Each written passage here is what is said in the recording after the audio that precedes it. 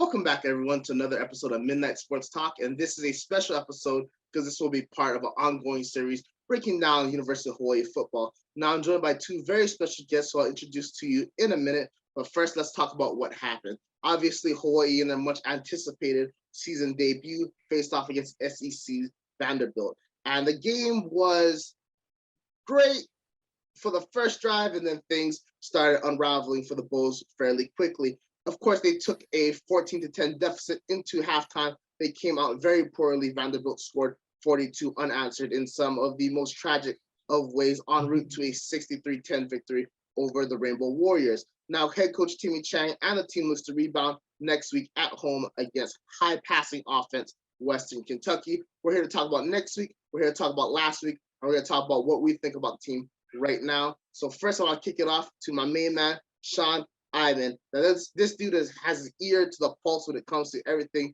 UH sports related, especially UH football. He runs a podcast titled Rainbow Wrap Up, so check that out on his Twitter, UH Hawk Fan 12. Sean, thank you so much for being here. How are you doing? I'm doing great. Thanks for having me back. Excited to kick off the season. Yes, most definitely. And we will jump into what your thoughts on TC Ching, New Aloha Stadium, and so on and so forth moving forward. But our next guest, Nolan, Menehune. Of course, you all know him as being the most positive guy in the world on Twitter. Now he's here to share his opinions on the team and what he wants to see going forward. Nolan, how are you doing tonight? Good. Most definitely. What's up? Oh, no, go ahead. Sorry. No, I just want to say that's no surprise to any of us that you're doing good. We're going to get into your takes real quick, but just confirming both of you were at TC Ching. I'm going to start with you, Nolan. What were your thoughts? My thoughts was good. I love the environment. I love the atmosphere. Only downturn to it was sitting on the bleachers. Like, I thought it was kind of too tight. Like, sitting this very, like, when you're, like, moving around the aisles and stuff, this is kind of tight. But otherwise, I feel really good. Like, I like the atmosphere. I love the action and just the people, the crowd. It was really good. So, but like for like we're talking about the stadium, I like it in Manoa. I don't know. I just feel like it's really a home versus like a Aloha Stadium. I feel like it is home, but not really home. You know what I mean? Like it's far away home. So I'd rather have it on campus. That's my thought. Gotcha. Most definitely. And Sean, you've expressed that sentiment before. Of course, having it on campus is great. You've mentioned previously, get the student section involved, get that place rocking in terms of attendance. But through our private conversation, you've also expressed some displeasure with how it's built. And of course, you understand the limitations. Can you go more into that? Sure. Like I like the feel of the on-campus stadium. It's just the TC Ching. It's not designed to take the noise and dump it on the field. It's a practice field. And I think in order for it to work on campus, you would need to reconfigure the makeup of the stadium where it is. You'd have to move some stuff around, maybe move the softball stadium and put it in that corner where the practice field is. I think TC Ching is where D1 football goes to die for UH. I want the best stadium because I think that UH deserves it, and I think I want NASED.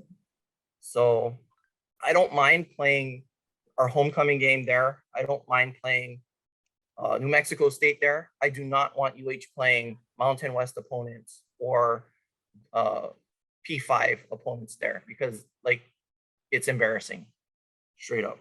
Absolutely. And obviously, you mentioned you're a big fan of NASED. And you mentioned right now, you like to see games played at TC Ching. Could you foresee UH doing something like the University of Arkansas, where they play games in Fayetteville, Little Rock, and also in Dallas sometimes? But this time it would be New Aloha Stadium on campus and also at War Memorial, or would you just keep it at New Aloha Stadium and on campus? I think I would maybe like give Maui a game every 5 years. Give them like how we have the Duquesne game. I don't think I'd throw them a bone. The Outer Island people, give them that game. So yeah, I think that the stadium is important to the program. A lot of the players, they've expressed that part of the reason they came to Hawaii was to play at Aloha Stadium. So I just see it as it's hard recruiting to UH with this. I see it as a temporary fix, not a long-term answer, unless it's altered dramatically. Absolutely. And recently, University of Hawaii has expressed and also confirmed that they will be expanding TC Chang in the interim to remain D1. But of course, New Aloha Stadium remains their top priority. Nolan, I'm going to kick it to you. What were your original thoughts when you heard about New Aloha Stadium and seeing TC Chang at full capacity? Has those thoughts changed? I the only downturn to the Aloha Stadium is building affordable homes around it. It just turned me off because you understand, like, there's no privacy for the residents, and it's weird because it's like, how are you gonna build a stadium and the affordable homes together? And you're gonna be fighting about parking, you're gonna fight about privacy interests. I mean, there's a lot of things. I don't know. I just don't like the affordable home thing. If it wasn't for the affordable home, I think I would like the new stadium. That's my thought. So it's just, yeah. But the affordable homes is what's going to pay for the stadium. That I think that's how they're going to make the stadium. So yeah, I think it's really hard just to see affordable home there and plus the stadium around it. It's just kind of, I don't know. It's kind of it's not my type of thing to see. Yeah. You know what I mean? Like, I don't know. Like, if it's entertainment, it could be entertainment center, but not affordable home and plus the entertainment center in the middle. I don't. Yeah, doesn't sound right. Yeah, no, you both make excellent points, and of course, Hawaii will always be limited because of space and money and lack of quick action on multiple fronts. So I believe, and correct me if I'm wrong, because you guys have, first person view. They're gonna knock down the old Kmart, right, and like make that the affordable housing, and then put the new Aloha Stadium where old Aloha Stadium was. But I don't know how it's gonna work, being that the pillars for the rails should still be there. There's a lot of question marks going on. Chang, would you mind adding a little more perspective on that? Yeah, like my dream is to take the rail to New Aloha Stadium, and I don't know when that's going to happen or if that's going to happen. I just think that with the rising costs, all the renderings that we see, it's probably not going to look as pretty or have all the bells and whistles that it's like in the renderings. It's probably going to be like a stripped down version of that because of rising costs and just delays and just how things are done in Hawaii. With like the rail, for example, it's like it's so over budget and so behind. It's probably going to be the same thing for the stadium. But I just feel like we need the stadium. If we don't get the stadium, I see the Mountain West possibly looking to drop Hawaii and us moving down to like a lower division for football. Exactly. Those are very valid. What's up? Yeah, it might not, and that might not be a bad thing based on how things are going for our program right now. Absolutely. And we're going to jump into that in just 1 second. I have one last question to you, because we're all in agreement that New Aloha Stadium is a definite thing. Recently, U.S. politician and Hawaii politician Kakahele, who lost his bid for governor, expressed interest in, instead of moving it or keeping it at where Aloha Stadium is now, moving it to the west side of Oahu. What are your thoughts on that? I'm going to kick it off to you, Sean, first.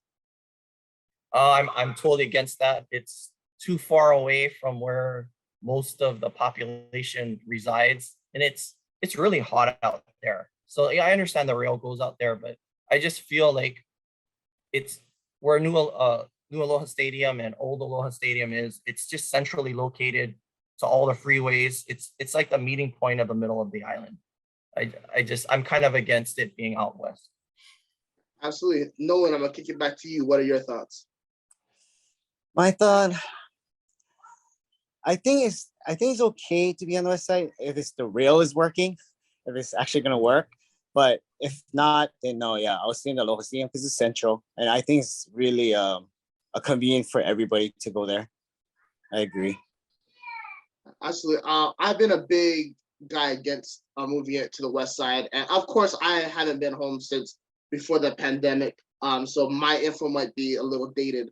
But I'm from the east side, I'm from Kanohe, and leaving Aloha Stadium to get back there is super duper easy, right? It's like one cut and go off the freeway, So I maybe that's a little selfish from my perspective, but I do feel like you're alienating majority of the island if you move it to the west side, alongside the fact, even if the rail is working, due to the rising growth in population there of both foreigners, of U.S. mainland descent, and also international moving in. There's already a lot of traffic heading out there, and I don't think the rail is going to ease that up in any which way, especially when you're trying to fill a place that has 30,000 seats. Lastly, I just want to say that if you move it out to the west side, you basically alienated an already alienated student population from attending the games. 100%. Yeah, there's no way kids are going to be able to get out there. And even if you had a rail from Manoa, which is not happening, to there, it's just too far, and the program doesn't have enough interest for that. So those are my final points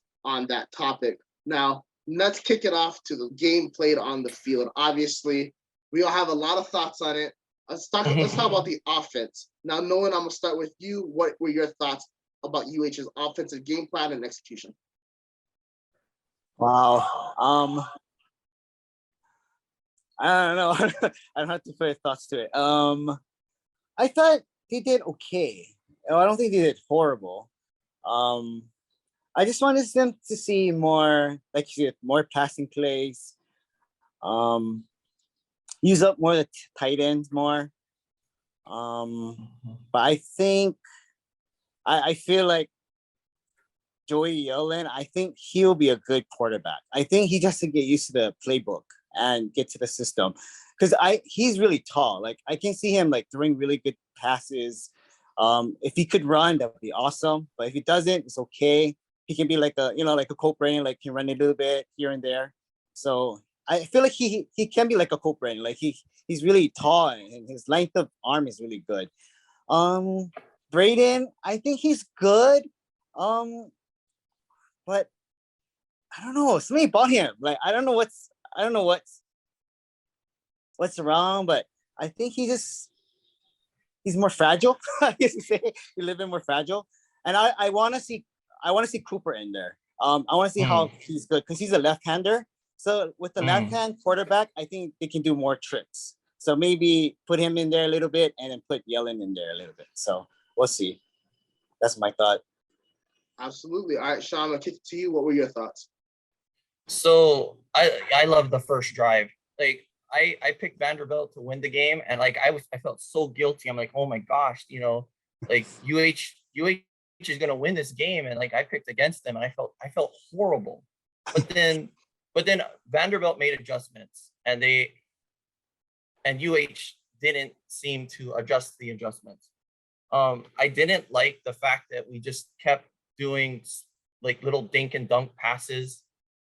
Those two fumbles by Parsons was just backbreakers. Both of them returned for touchdowns. It's just, it really changed the game.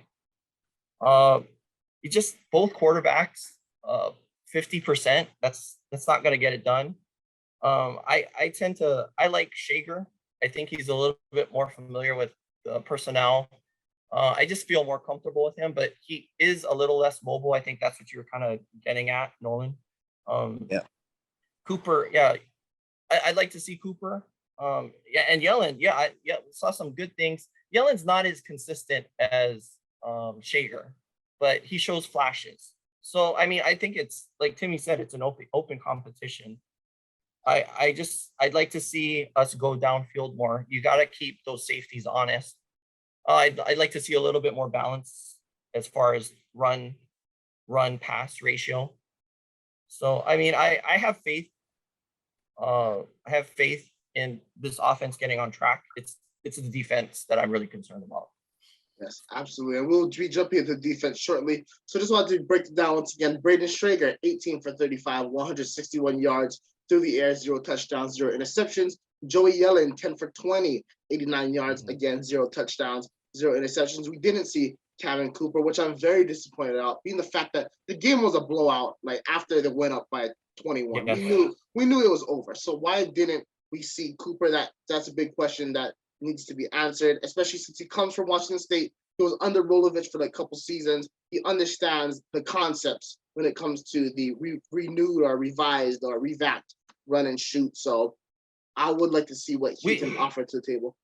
We didn't see any run and shoot concepts on Saturday, which just kind of like totally baffled me. You know, the tight end stayed out there a lot. And like, I really like the number 7. What's his name?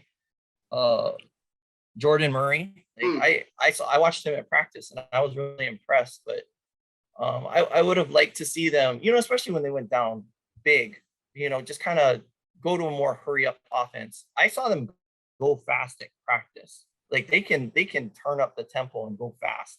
And I would have liked to see more of that. And you know, I could be mistaken, but I believe we've seen a little bit on that first drive, a couple plays where they went a little bit hurry up. I believe on the DJ Parsons touchdown run, that was the touchdown play. Yeah, that was a hurry up. So I agree. Yeah, we saw majority tight end sets, not any of the classic run and shoot formations like the trips and the fourth receiver on the right or left side, or you know, 2 and 2. But we saw more of that. I don't want to keep using Eastern Washington, but more of that modern spread offense. You keep the tight end in as that passing threat. You can possibly go at 6-man protection, so on and so forth. One of the things that was irritating the heck out of me was the fact that they had a tight end on the field and they weren't keeping him in protection. That D-line for Vanderbilt got home way too many times for my liking, especially on 3-man rushes. If you break down some of the film, I don't know why El Manning had a double team with him. He is the type of dude that can take a one-on-one matchup. Guys across the field cannot. So there should have been the left guard and the center should have double team, and the right guard and the right tackle should have double team. There's no reason why Manning needs help. I'd like to see that get fixed up. Obviously, losing Zion Bowens as early as they did was the big crushing blow to that offense. And besides Joel Pinoque, there's not a guy that stepped up and established himself as being a great threat yet. I would like to see that happen against Western Kentucky. I just got to say that what really irritated me from that offense was just the lack of, I don't want to use the word preparation because I know they're prepared, but the lack of planning when things stopped working. Like, I don't understand why tight end kept going to the flat. I don't understand why they kept making little dink and dunk passes and stopped stretching the field vertically and horizontally. I don't like the fact that they weren't calling audibles and attacking the weak side of the field when Vandy was stacking guys on one side or the other. On the first touchdown run, is the reason why that happens because DJ Parsons had a lane because Vandy stacked the wrong side. Vandy kept doing that the entire night, and Hawaii did not change or audible or nothing at all. We see offenses like Ole Miss and everything where they jump out into formation, see what the defense has, and then recall the play. I need to see more of that to be more comfortable with this offense. A lot of great things happened for me to still have the trust in it, but when they got down, it just kept piling on. And I don't want to go there. I'm not going to go there, but it almost felt reminiscent of the Chow days because he would have games good, and then one turn of the page, and they just never recovered. I don't expect that, but that's something I would like to see improved on by this offense. Now, of course, defensively, it's another story. I'm going to kick it back to you, Sean. You have some very strong thoughts on that. Please share them. Yeah, so like on defense, I saw bad concepts. I saw poor tackling, not knowing or understanding where your help was. I saw, bad penalties, this lack of discipline. And I don't know if that was out of frustration. But it's just basics. And it didn't improve. It just kept happening over and over again. I didn't see a lot of adjustments. They just kept running the same over this side, they're going to do. And it was no surprise. So I'm really concerned about the defense. We need to see huge improvements or else, our offense is going to have 500, 600 yards a game to make up for that. So yeah, exactly. Vanderbilt had over 600 yards of total offense. That is completely unacceptable for any Division I defense. Yeah. Obviously, we can point out There's no more Darius Musa, no Jonah Laulu, no Justice Tavai, no Corey Beckley, no Cam Lockridge, no Hugh Nelson, which is fair, right? Those are fair points, and those are guys that can control the line of scrimmage. But when you look at Hawaii's defense last year in the tie round to 3-3-5, you look at the Hawaii's defense this year, more of a 4-3 set. It is a completely different thing where you can tell it's not talent, it's scheme. I'm with you 100%. It so many times it was just scheme. Like we're undersized as a football team as a whole, but I just saw bad concepts and just bad scheming. You know, I saw guys falling into each other and taking, you know, one dude falling into another dude, taking both dudes out of the play, and I saw that more than one time. Just, you know, help is to the back and he goes the wrong way and the running back just cuts it up. So for a big gain, it's just, and it happened over and over again. So I would have crashed the line and made them pass more. That's just how I feel. You're absolutely right. Mike Wright's strength, the quarterback for Vandy, is his run game. He's not that great of a passer. And all they did was run read options, RPOs, and just regular run plays, and it worked, right? Just have the stats out over here just to make our point home. Mike Wright, 13 carries, 136 yards on the ground from a quarterback, 2 touchdowns. Remon Davis, the running back, 9 carries, 87 yards for a touchdown. Chase Gillespie, 11 carries, 63 yards for a touchdown. Rocco Griffin, 5 carries, 63 yards for a touchdown. That's 4 rushers with over 50 rushing yards. That's not acceptable. It seemed that UH's defense had zero idea what a gap assignment is. Inside linebackers keying in on a quarterback instead of a running back and letting them run right past them. And then from a straight fundamental standpoint, you had tacklers getting run over. You had guys taking bad angles. You had guys that couldn't make tackles. I don't understand why that is happening when you have Division I football players, but that's something that they need to fix immediately. Nolan, what are your thoughts? Yeah, I was watching it. I was like watching the Vandy quarterback running like through us like crazy, like nothing. And I was like, where's our blockers? Where's our defenders? And I think they're like so lost and stuff. I think it's the first game. I think it's a lot of jitters, and I think they're just so excited, but too excited that I think they forgot the playbook or they forgot what to do anymore. And you know, like, I don't know. I just feel like they just lost. Like don't know what to do, don't know where to go, and then they recover, and then it's hard. It was hard to watch. It was like quicksand. Yeah. Exactly. Yeah. It just kept getting worse and worse and worse. They averaged 10 yards a carry, like on running plays. It's just that's like a first down a carry. It's ridiculous. They got a lot to work on, and we need to see improvement. Exactly. And I'm looking at this defense right now. Right, 0 sacks on the game. That's unreal. 0 interceptions, which that could happen sometimes, but it's not like Mike Wright was just diming them up. Somebody dropped one. There was one that one of our guys just dropped it. He just dropped it. If he had that would have been a pick 6. No doubt. But besides that, you know, it's not like they were diming up UH. It's not like he's a great thrower of football. The man threw it 30 yards out of bounds on a 4th down play. You know, and yet Vandy was still able to really take advantage. With that being said, I'm gonna kick it back to you, Sean. Was there any performers on the defense that really stuck out to you and that you think can be the next great UH defensive player? Oh gosh, the defense is just really what concerns me the most. Like I was impressed with Pinoque on offense, but I didn't see much on defense that really impressed me. So I don't really have much to say. So.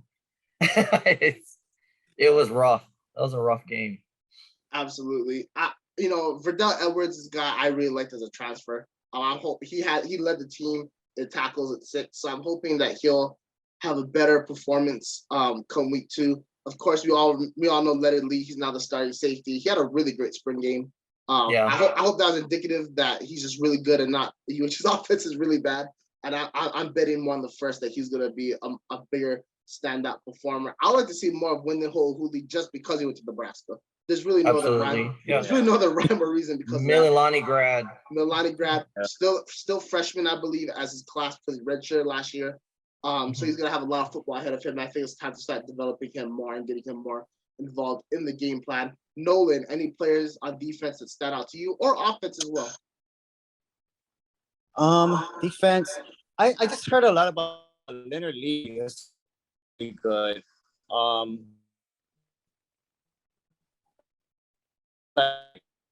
And really particular. Leonard Lee, I heard his name a lot. But yeah, I want to hear that guy from Nebraska to really do really good. Because I know he's really good, but I see him really good. Like, take him and defend. For offense, yeah, I'm just really happy for Jonah. I'm just like super happy because he's a local boy, so I'm just the more happy. Yeah, hopefully Zion comes back because we need him. Our running backs, man. All right, hopefully. I don't know. Jordan Maria, hopefully he can run more too. So yeah, because I know that he did really good in practice, right? The scrimmager or something, and he ran really well. So that's what I want him to do. Like really run really fast. I saw him making plays 20, 30 yards down the field, and he's like a tank. So he's fast, and like he might have the talent to play at the next level. So I mean, it's just a matter of getting the scheme, getting him open, and getting him the ball. So absolutely. Realistically, UH is trying to find the wide receiver 3 at the moment because Bowens and Pinocchio have 1 and 2 down, no doubt. Obviously, Jordan Murray, we talked about him a little bit, talked about Jalen Whitehall. Dior Scott had 3 catches for 27 yards. Who can be that guy is going to be the big question for UH going forward. And I really hope that they answer with a much more solid passing game against Western Kentucky. Before we move on to our thoughts about the future, Matt Shipley, punter, what is happening there? I don't understand it. Sean, we've talked recently privately about it. Would you like to share some of your thoughts? Yeah, I think Matt Shipley is a great place kicker. I don't really care for him as the punter. Like, he just seemed to just kick it not great, like just throughout the whole game. It was just very lackluster. So I mean, I don't know like who else is back there, but I just feel like, do we have another option? I really like him as a place kicker. I don't understand why he's the punter too. Based on what I saw in the game. Yeah. No, Shipley's a solid kicker. That's no doubt. Punting, I don't understand why you give him more responsibilities and more opportunity to hurt his leg when he's clear. Like UH has won games on his leg alone. Fresno State is the one I always like to bring up because that was a very high pressure kick to go up 27-24, and he nailed it just easily. Nolan, what are your thoughts about Shipley as punter? I thought it was just funny. I don't know. I just thought his ball is just like, where's it going? It's like going to the sideline. A sideline. Like, where's it going? Yeah, it's pretty funny, but at the same time, like, yeah, hopefully he can find a kicker. But if not, we just have to have faith in him. That's all we can do. And hopefully one day he can learn from Scott Hardy. Remember Scott Hardy? Like he was a good punter, so hopefully he'll learn from him. Run and kick or something. I don't know. So hopefully. No, exactly. And I don't understand why he's the punter. Obviously, we see it before, a kicker and a punter at UH when Rigo Burrow Sanchez doing it. But the difference is Rigo could actually do both. He could boom it. He could boom it, right? And UH has had a very proud history of punters, right? McBriar, obviously Sanchez, Harding, you mentioned Dunaki, so on and so forth. Why can't we get a rugby player from New Zealand, Australia, or Tonga somewhere, right? just to blast it. Right? Well, having Shipley back there and punting, you're very exposed, and you put yourself out there. If a guy gets through and blocks a kick, or you could hurt him. I don't understand. I feel like he's too valuable as a kicker to expose him as a punter. Yeah. That's just how I feel. Exactly. We talked about what UH is doing in the recruiting area this entire offseason, and they were bringing in some talents. You guys were like, oh, all right, here we go. Why wasn't punter on that list? I'm not sure if they didn't have a guy or they couldn't get a guy to come, but the punting pool in America in college football is not like competitive when it comes to schools. There's a lot more punters than there are programs willing to offer a guy a scholarship or a preferred walk-on spot. So that's another question I have for that coaching staff that I hope they answer soon. I'm gonna kick it forward to the future. Let's start with our analysis of head coach Timmy Chang in his debut, what we liked, what we didn't like, and what we like to see going forward. Nolan, what are your thoughts? I love what he's doing. I love what he's building with the brotherhood. You can see the players, they really love each other. They're really bonding really well, especially when they come in from the tunnel. Like, I like how he really got the players together first, walk together, and then run together. And I've never seen that as other coaches do that. I see other players just run out the tunnel, but this one's like more like really get together and bonding together. And it shows a lot of really commitment. So hopefully, you know, it was just a jitter. And this week when they play Western Kentucky, they can really get that going and, you know, put it together and get the playbook going, you know, and hopefully the offense clicks and the defense really tackles well. That's what I'm looking forward to. Absolutely. Sean, what were your thoughts about Coach Chang? That was a pretty rough start.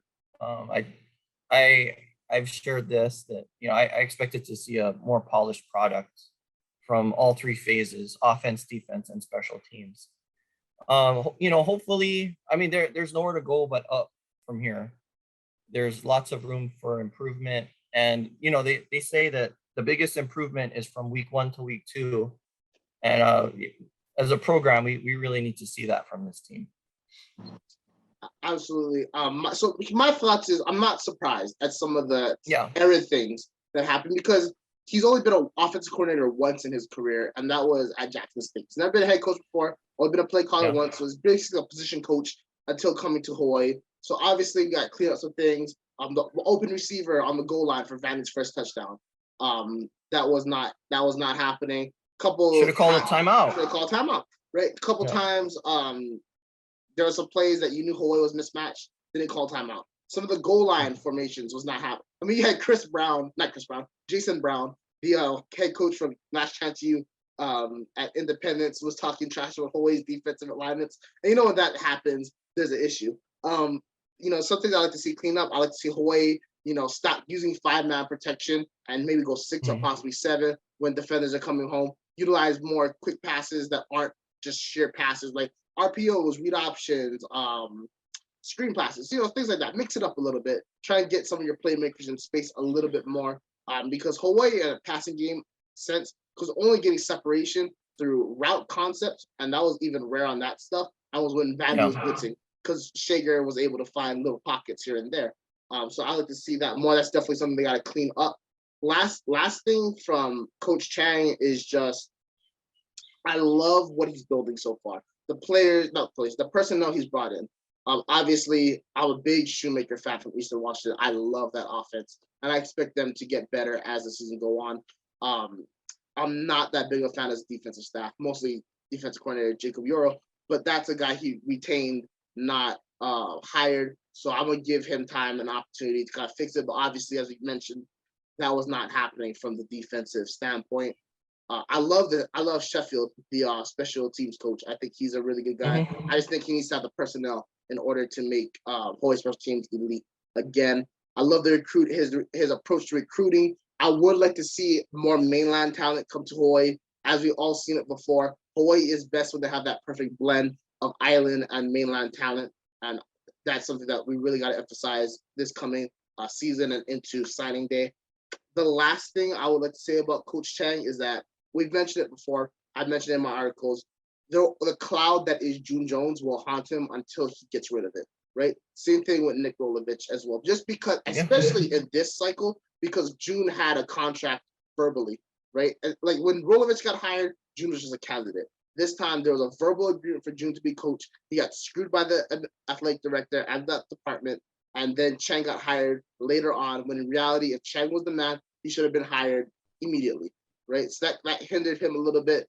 And I just really hope he's able to kind of get that shadow off of him, so that when the fans start talking, there's no more, oh, we would have did this with June, we would have did that with June. To me, it doesn't matter anymore. There is no June, right? There's no Coach Jones. Coach Jones is somewhere else. It's all about Coach Chang going forward. And I just hope we can get the monkey off his back sooner than later. Looking forward to this next game out Western Kentucky. Sean, what are some of the things you would like to see? Just like I said, improvement across the board in all three phases, just especially on defense. They really need to clean it up, or like we're in for a long season. I'm really hoping that first game was just kind of like a perfect storm of suck, and they can clean up the things, and and be a better football team moving forward, because it's going to be a long season if they don't. Most definitely. Nolan, what are some of the things you're looking forward to seeing against Western Kentucky? Just cleaning up all the mess that they made. Like, hopefully no more turnovers. Hope they create the turnovers against the Western Kentucky. Yeah, just productive. Just be consistent. That's the word, consistent of what they do, like tackling and scoring points and stuff. And, that's the only thing you can pray for. So, nothing more. Absolutely. What I would like to see is definitely, again, like you guys mentioned, a more polished product. That opening drive was so surgical, the way they went about it. Sugar had some error throws, some throws that were way too low into the ground, but that's bound to happen with a quarterback of his experience in the collegiate game and also his age. I really want to see a differentiate passing offense. I'm tired of seeing a tight end on every play if you're not going to use him to affect this. Right. Go back to some of those old run and shoot concepts, those 3 wides, things like that. Really spread the field, allow DJ Carson to eat. I know we had 2 fumbles that were both returned for touchdowns, but I believe that this dude is that guy, the next great UH running back. I've been sold on him since last season. I think he can really make a difference. I think he can move the line of scrimmage. I think when he gets out of open space, he's deadly. Just got to protect the football going forward. Last thing I'd like to see against Western Kentucky is just tackling and containment. Like, if you get beat, it happens. I get it. But when you start lacking fundamentally, that's a big sign that this is going to be a long, long season. And I believe that this team is a team that can get 7 games possibly in the win column. I'm not saying they will, but I'm saying they have the potential with that offense. It's possible. I agree. That's all you need to get to a bowl game. So that's something I'm looking forward. And especially maybe even 6. Yeah. Hey, I'll take 6 all the work last year, right? The game was in play before they qualified, right? That's all you need. Right now, from a non-fan standpoint, just a person watching UH in general, right? We heard it all on the broadcast. I don't know if you guys have rewatched it, but they're always talking about the mess that Todd Graham left and how Coach Chang is fixing it. But there's also this kind of debate of Timmy Chang's building a culture, but the on-field product is not happening. Todd Graham ruined the culture, but the on-field product was pretty decent considered, right? Now leads me to one of my last questions. What do you think it's going to take for Coach Chang to both build up the culture and make that product on the field solid for seasons to come? I'm going to kick it to you, Sean. What are your thoughts? Well, from what I understand, Todd and Penny thought the culture was broken when they got here. They thought that our team lacked discipline. They didn't feel like it needed to be fixed. And like, in my opinion, they were left a championship caliber team from Rollo. And going back to, Rollo played under June, and it's kind of loosey-goosey. As far as restoring the culture, like, I feel like that's what this first year is about for Timmy Chang. And he's done those things. He's, gone back. He's reestablished the ha'a, and, just with the helmets and the reestablishing what it is to be Hawaii football. It's a process, and he's going to need time to get his players, to get his staff tweaked. And I just think that he's playing the long game. He's recruiting for next year. He's not giving away scholarships. Though when he does award a scholarship, it's deserved. So I like to see those things, and we just need to see better fundamentals going forward from the football team. Absolutely. Nolan, what are your thoughts?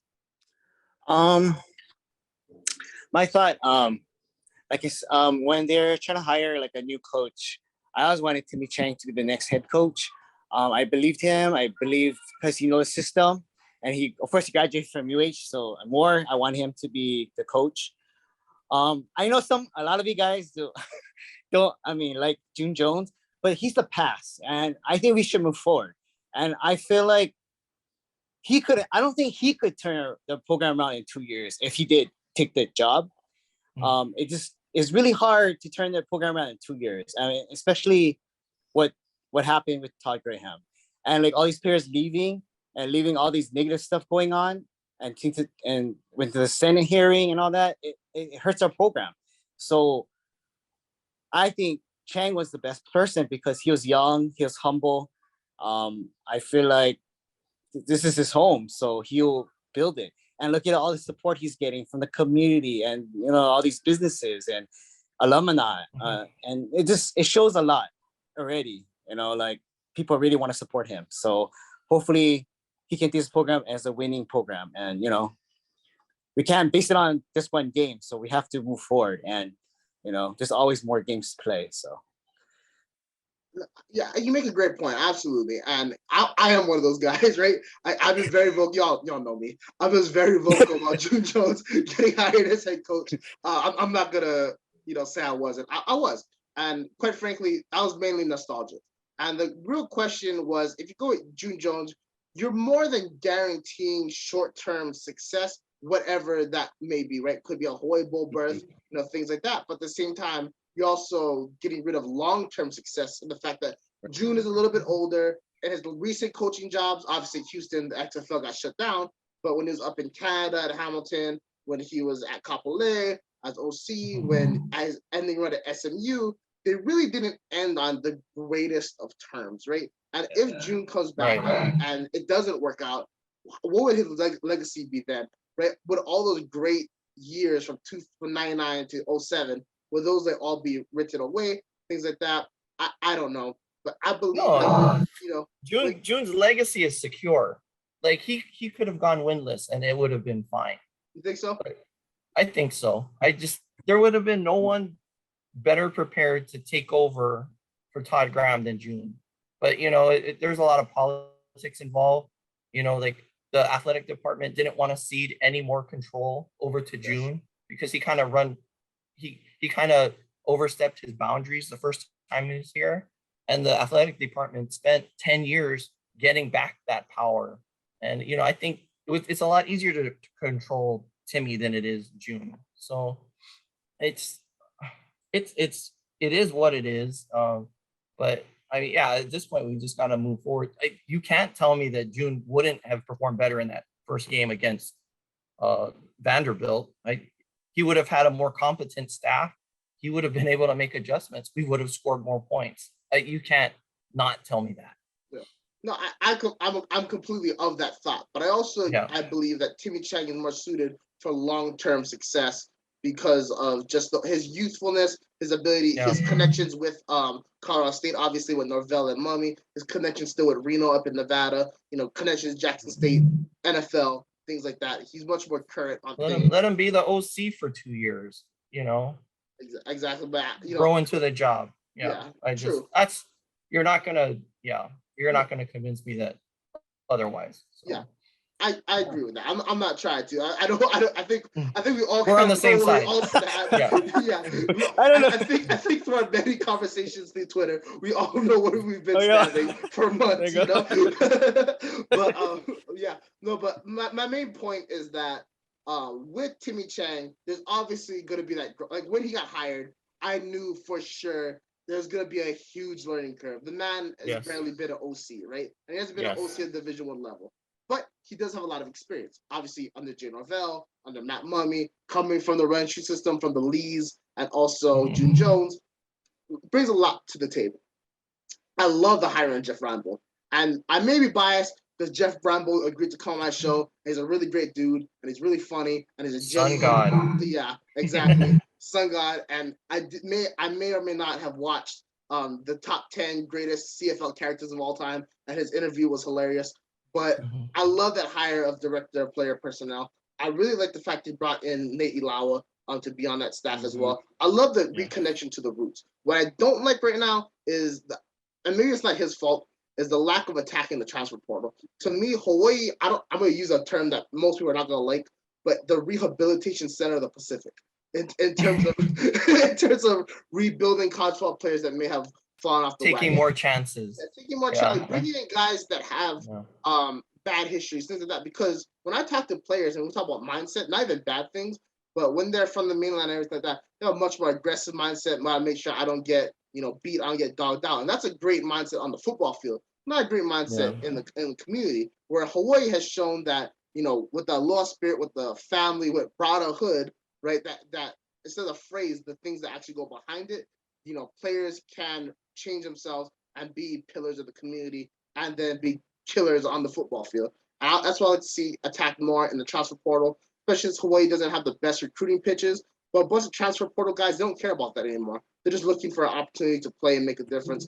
That's all I like to see. I like to see much more different playmakers at the wideout position. So much talent is in the portal, it's ridiculous. I wouldn't mind UH going out and getting a quarterback from the East Coast and coming in. Like N'Kosi Perry, for example, when he was at Miami and he was leaving. Of course, he went to Florida Atlantic. But going out and getting a guy like that, a guy that's a dual threat, a guy that can run and pass, that's the perfect ingredient for a spread offense.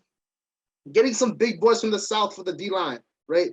Next to the Polys, get some, big dudes that can absolutely crush offensive lines, control the line of scrimmage, right? Get some dominant cornerbacks. Get some guys that have some swagger, we already have those guys, but guys get some swagger, a little bit of cockiness, a little bit of that dog in them, like people like to say, right? Like the 07 teams with Lewis and Mouton and Newberry.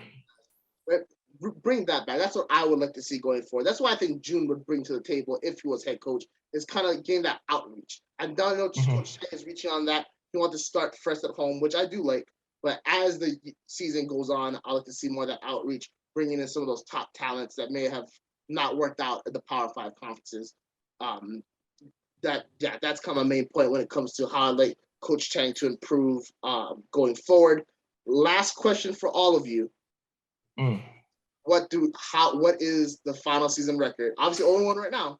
How do you think UH ends their season, prediction-wise? Nolan, what do you think? Oh man, such a hard question. Okay.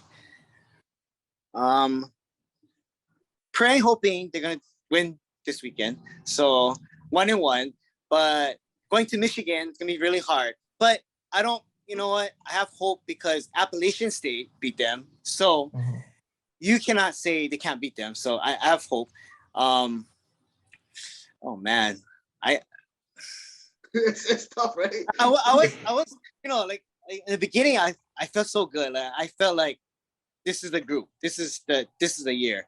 12-1, but I think 8-5 will be good. I think 8-5 is doable. 8-5 I think is doable.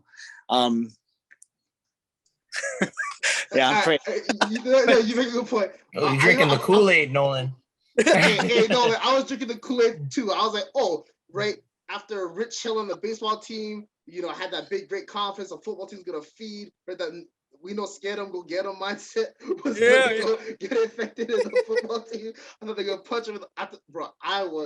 After the first drive, I was going nuts in my house. I thought, this is it. We're gonna go up and down the field, put 56 on them, and get out. And then obviously that didn't happen. But let's look at each game in particular, and we can just go yes or no or win or loss, right? Obviously, West Kentucky, you already spoken on that. We're hoping, but it is what it is. I don't put money on UH because let's ride. But Sean, what do you think about West Kentucky? Win or loss? So prior to the season starting, I predicted UH to go 4-9. I had them winning Western Kentucky. I had them winning New Mexico State, Duquesne, and UNLV.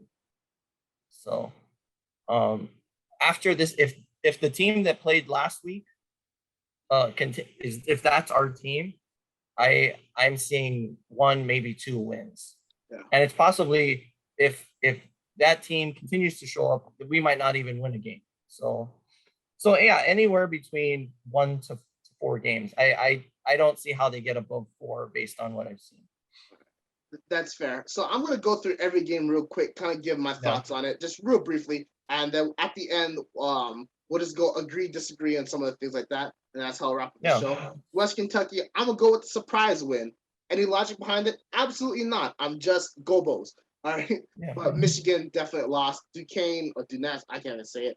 I think Hawaii wins that game for sure.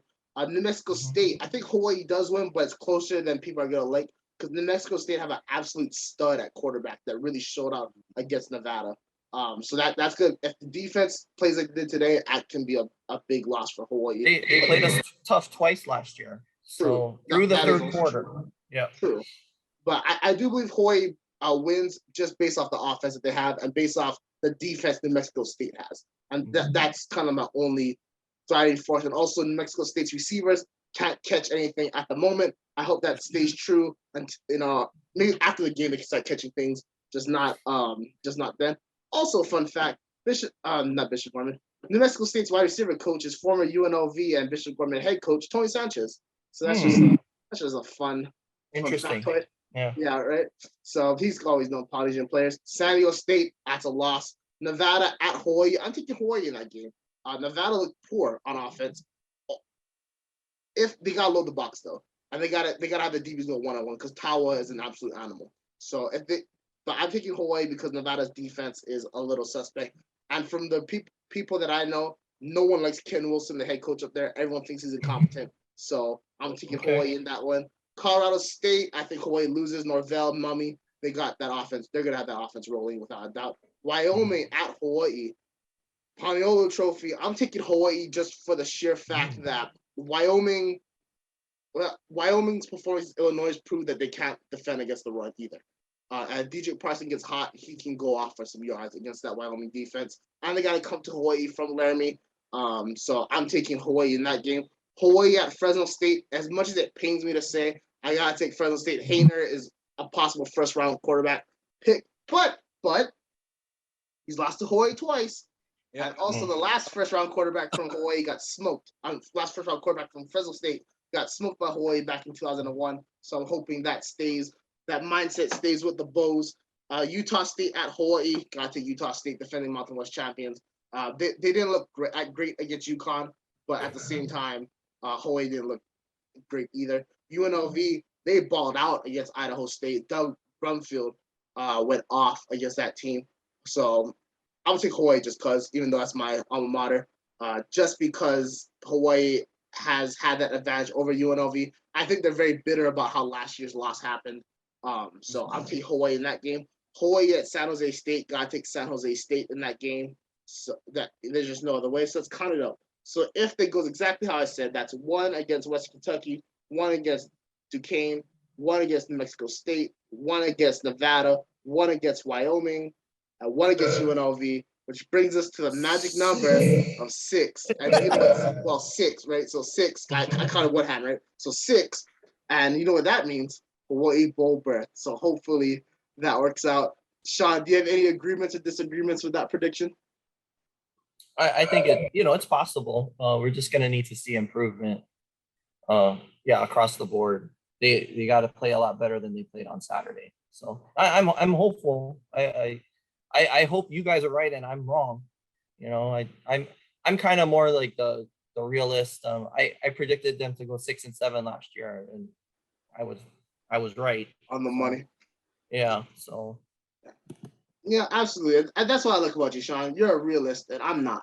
I'm a realist when it comes to everything else, right? But when it comes to Charger football and Hawaii football, I think they're going to go undefeated every year. But I thought Norm Chow was going to be the next coming of Jesus. I was wrong on that one. Because I thought Norm Chow was just the person. Like, everyone was so hyped about it. And it was just like, what happened? Hey, I had the Chow Time t-shirt. Oh, yeah. Dude, I don't know what happened to mine, but I had it. My brother's wearing it now. So. Oh, perfect. Oh, yeah. Oh, my dad. So, you know how like ciao is goodbye, like Italian? But my dad kept on saying ciao, baby. He repeatedly over and over because of every horrific loss. Yeah, I remember I was in a Kauai cafe after leaving Waimea Canyon watching USC run and pass and dominate Hawaii. But Sean Schroeder, like shout out to that guy. He tried his best. But that's how I see the record. Nolan, what were you thinking about my predictions? My prediction, I don't think it matters because I'll say they're gonna win a lot of more games. But I'm just positive, I guess. Like I like, I don't know. I just hate them to lose, and so I feel so positive, and I really, because like I said, like I really thought Timmy Chang would be the next head coach, and I really want him to be one. So that's why I feel even more optimistic, and hopefully they'll do really good. Put my hopes up. And yeah. You don't know, like we all know you, man. You're the most positive person I've ever He met is. in my life. He is the most positive person for UH on Twitter. Yeah, during the 4 days and 4 nights of rain, you're the only guy probably saying sunshine's coming tomorrow. Like that's how optimistic you are, and I love it. Honestly, my last prediction for the night, or my last thought is that Hawaii can. I know it's gonna be a long shot, right? If Hawaii could get a guy like Dave Aranda before Dave Aranda became Dave Aranda, they're really in a solid spot. From a scheme standpoint. Hey, no, how you doing?